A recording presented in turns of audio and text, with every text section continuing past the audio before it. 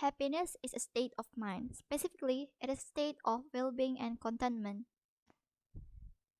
But the definition can be tricky and assumptions about the word can cause confusion. Many don't even realize learning how to be happy is something that can be intentional practice. Some people, when they hear the word happiness, assume it is speaking of an emotion such as pleasure or joy. For them, it's what people feel in the immediate here and now. This is the reason some people say don't pursue happiness, seek joy. Happiness is fickle and fading. Joy remains forever. But the short-term definition of happiness is not how everyone understands the word. Some define it to mean long-term satisfaction. In fact, when I speak of experiencing happiness in life, I'm not thinking of short-term emotion at all. I think of a quality of living, a much longer term view of the word. Both definitions are understood to be correct and speak of different realities. But are they really that different? I don't think so. After all, a long term experience of life satisfaction is almost certainly made up of many short term feelings of joy and pleasure. Does that mean every day is a great day with no trials, temptation, or downturns? Certainly not, but it does mean when we look back at the many seasons of life, we can look back satisfied at how we navigated them.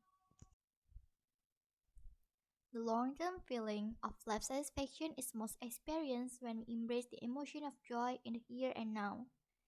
And we accomplish that with taking steps each day to be happy. Here are some tips on how to be happier starting today. First, choose happiness. The most important thing to realize about happiness is that it is not an outcome of current circumstances, just the opposite. Happiness is a choice. Is this easier on some days than others? Absolutely.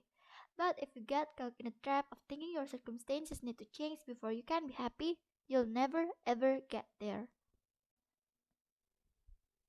Second, focus on the good. There are good things in your life right now. You are alive, you are fat, you are healthy, you have family and friends, and you have opportunities each day to pursue meaningful work. Maybe not all of those are true for you right now, but certainly some of them are, which means there is good in your life that you can focus on. Happiness is about perspective, and if you are looking for a reason to be happy, you'll probably find them. Happy people focus on positive thoughts. Third, stop comparing. No matter how you choose to define happiness, short term or long term, comparison will rob you of it. Whether we compare our finance, our body type, our vacation, our talent, our house size, or our shoe size, there are no winners in the game of comparison. But here's the good news, nobody is forcing you to play. You can stop anytime you want. Be grateful for what you have, appreciate who you are, work hard every day to live your best life, and stop comparing yourself to others. Fourth, practice gratitude and generosity. In the world of positive psychology, there are a few themes that emerge every time happiness is studied. Among those recurring themes, we find gratitude and generosity, both of which can only be understood correctly when we see them as disciplines rather than responses. A discipline is something we practice regardless of our circumstances. If you are waiting for enough money to become generous, you'll never get there. Likewise, if you are waiting for everything to be perfect to be grateful, you'll never experience it. Choose to be thankful today and choose to be generous with your time and money.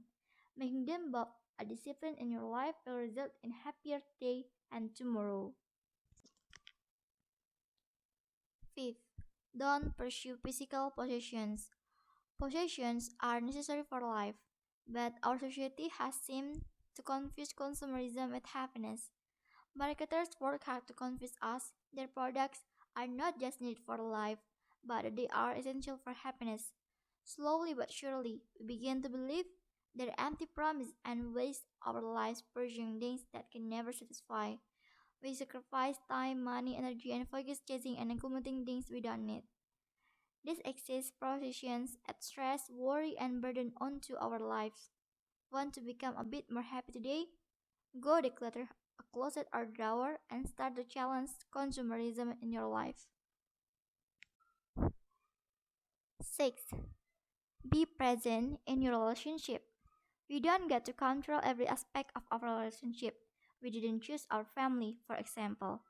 But we can all take steps to be a good friend, and good friends tend to attract healthy community. Seventh, develop healthy habits. Any dealer is credited for saying, how we spend our days is, of course, how we spend our lives. And she is right. Our lives are filled with days, our days are filled with hours, and this present hour is filled with whatever you choose to fill it with.